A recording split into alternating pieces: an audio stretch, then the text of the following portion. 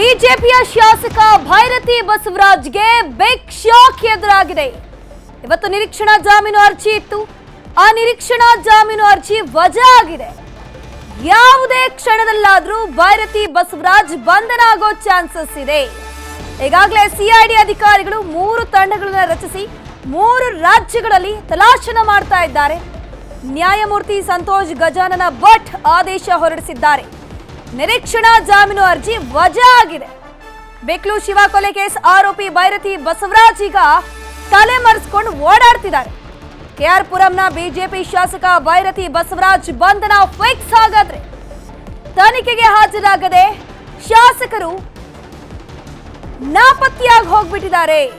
ಪ್ರಕರಣದ ತನಿಖೆ ನಡೆಸುತ್ತಿರುವಂತಹ ಸಿಐಡಿ ತಂಡ 3 ತಂಡಗಳಾಗಿ ಡಿವೈಡ್ ಆಗಿ ಶಾಸಕ ಭೈರತಿ ಬಸವರಾಜ್ಗಾಗಿ ತಲಾಶನ ಮಾಡ್ತಾ ಇದ್ದಾರೆ. ಭೈರತಿ ಬಸವರಾಜ್ ಅವರ ಲಾಸ್ಟ್ ಲೈವ್ ಲೊಕೇಶನ್ ಸಿಕ್ಕಿರೋದೇ ಪುಣೆಯಲ್ಲಿ. ಯಾವಾಗ ಬಂಧನದ ಭೀತಿ ಎದುರಾಗತ್ ನೋಡಿ ನಿರೀಕ್ಷಣಾ ಜಾಮೀನು ಅರ್ಜಿಯನ್ನ ಸಲ್ಲಿಕೆ ಮಾಡ್ತಾರೆ. ಆ ನಿರೀಕ್ಷಣಾ ಜಾಮೀನು ಅರ್ಜಿ ವಿಚಾರಣೆ ಇವತ್ತಿಗಿತ್ತು. ನ್ಯಾಯಮೂರ್ತಿ ಸಂತೋಷ್ ಗಜಾನನ ಭಟ್ ಅವರಿದ್ದಂತಹ ಪೀಠ ಇವತ್ತು ಒಂದು ಆದೇಶವನ್ನ ಹೊರಡಿಸಿದೆ. ಅದೇನಪ್ಪಾ ಅಂತಂದ್ರೆ ನಿರೀಕ್ಷಣಾ ಜಾಮೀನು ಅರ್ಜಿ ವಜಾ ಆಗಿದೆ. ಬಂಧನ ಬಹುತೇಕ ಫಿಕ್ಸ್ ಆಗಿದೆ. ಹಾಗಾದ್ರೆ ಭೈರತಿ ಬಸವರಾಜ್ ಮುಂದೇನ್ ಮಾಡಬಹುದು? ಈಗ ಸದ್ಯಕ್ಕೆ ಅವರು ಎಲ್ಲಿದ್ದಾರೆ, ಏನ್ ಮಾಡ್ತಿದ್ದಾರೆ, ಯಾರ ಜೊತೆ ಕಾಂಟ್ಯಾಕ್ಟ್ ಇದ್ದಾರೆ ಅನ್ನೋದ್ರ ಮೇಲೆ ಸಿಐಡಿ ಅಧಿಕಾರಿಗಳು ತನಿಖೆಯನ್ನ ಮಾಡ್ತಾ ಇದ್ದಾರೆ. ಕೆಆರ್ ಪುರಂ ಬಿಜೆಪಿ ಶಾಸಕರ ಬಂಧನ ಫಿಕ್ಸ್ ಆಗುತ್ತೆ ಬಹುತೇಕ. ಈಗ ತಲೆಮರೆಸಿಕೊಂಡಿರುವಂತಹ ಶಾಸಕರಿಗಾಗಿ ಸಿಐಡಿ ತಂಡ 3 ತಂಡಗಳಿಗಾಗಿ ವಿಭಜನೆ ಆಗೀಗ ತಲಾಶನ ನಡೆಸುತ್ತಿದ್ದಾರೆ.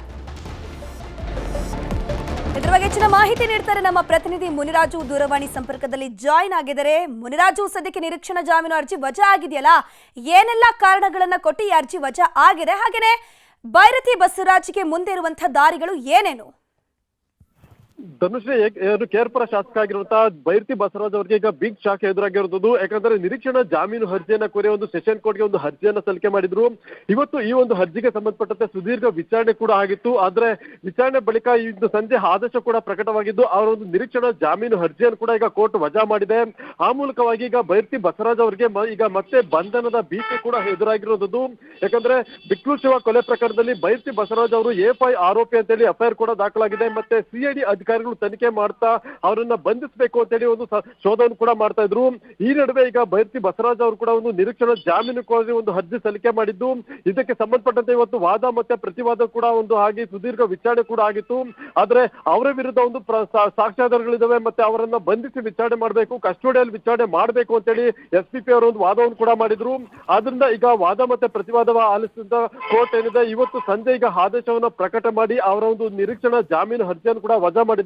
ಆ ಮೂಲಕವಾಗಿ ಈಗ ಸಿಐಡಿ ಅಧಿಕಾರಿಗಳು ಮತ್ತೆ ಅವರನ್ನ ಹುಡುಕುವಂತ ಪ್ರಯತ್ನಕ್ಕೆ ಈಗ ಕೈ ಹಾಕ್ತಾ ಇರೋದು.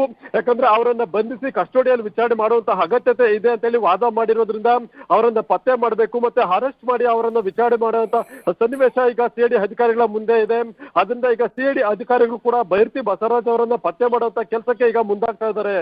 ಧನುಶ್ರೀ, ಮುನಿರಾಜು, ಸದ್ಯಕ್ಕೆ ಸುಪ್ರೀಂ ಕೋರ್ಟ್ ಮೆಟ್ಟಿಲಿರುವಂತಹ ಚಾನ್ಸಸ್ ಏನಾದ್ರೂ ಇದೆಯಾ ಶಾಸಕ ಭೈರತಿ ಬಸವರಾಜು ಅಂತ?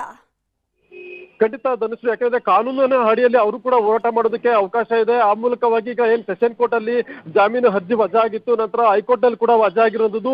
ಆದ್ರಿಂದ ಈಗ ಮತ್ತೆ ಸುಪ್ರೀಂ ಕೋರ್ಟ್ ನಲ್ಲಿ ಕೂಡ ಅವರು ನಿರೀಕ್ಷಣಾ ಜಾಮೀನಿಗೆ ಒಂದು ಅರ್ಜಿ ಸಲ್ಲಿಸೋದಕ್ಕೆ ಕೂಡ ಒಂದು ಅವಕಾಶ ಇರೋದ್ರಿಂದ ಅವರು ತಮ್ಮ ವಕೀಲರನ್ನು ಸಂಪರ್ಕ ಮಾಡಿ ಆ ಮೂಲಕವಾಗಿ ಸುಪ್ರೀಂ ಕೋರ್ಟ್ ನಲ್ಲಿ ಕೂಡ ಒಂದು ಅರ್ಜಿಯನ್ನು ಸಲ್ಲಿಕೆ ಮಾಡೋದಕ್ಕೆ ಒಂದು ಅವಕಾಶ ಇದೆ. ಆದ್ರೆ ಈಗಾಗಲೇ ಸಿಐಡಿ ಅಧಿಕಾರಿಗಳು ಕೂಡ ಇದಕ್ಕೆ ಸಂಬಂಧಪಟ್ಟಂತೆ ತನಿಖೆಯನ್ನ ಮುಂದುವರೆಸಿದ್ದಾರೆ. ಮತ್ತೆ ಅವರನ್ನ ಪತ್ತೆ ಮಾಡೋದಕ್ಕೆ 3 ವಿಶೇಷ ತಂಡಗಳನ್ನು ಕೂಡ ರಚನೆ ಮಾಡಿ ಕಳೆದ 4-5 ದಿನಗಳಿಂದ ಶೋಧವನ್ನು ಕೂಡ ಮಾಡ್ತಾ ಇದ್ದಾರೆ. ಆದ್ರಿಂದ ಈಗ ಇಲ್ಲಿ ಸೆಷನ್ ಕೋರ್ಟ್ ಅಲ್ಲಿ ನಿರೀಕ್ಷಣಾ ಜಾಮೀನು ಅರ್ಜಿ ವಜಾ ಆಗಿರೋದ್ರಿಂದ ಅವರನ್ನ ಪತ್ತೆ ಮಾಡಬೇಕು, ಮತ್ತೆ ತೀವ್ರ ಶೋಧವನ್ನು ಮಾಡಿ ಅವರನ್ನ ಬಂಧಿಸೋದಕ್ಕೂ ಕೂಡ ಸಾಕಷ್ಟು ಪ್ರಯತ್ನವನ್ನು ಪಡ್ತಾ ಇದ್ದಾರೆ. ಅದರಿಂದ ಸದ್ಯ ಈಗ ಸಿಐಡಿ ಅಧಿಕಾರಿಗಳು ಅವರನ್ನ ಅರೆಸ್ಟ್ ಮಾಡ್ತಾರೋ ಅಥವಾ ಅದಕ್ಕೂ ಮುನ್ನ ಅವರು ಸುಪ್ರೀಂ ಕೋರ್ಟ್ಗೆ ಏನಾದ್ರು ಕಾನೂನಾತ್ಮಕವಾಗಿ ಹೋರಾಟ ಮಾಡೋದಕ್ಕೆ ಮುಂದಾಗ್ತಾರ ಅನ್ನೋದು ಕೂಡ ಕಾದ್ ನೋಡ್ಬೇಕಾಗುತ್ತೆ. ಧನುಶ್ರೀ.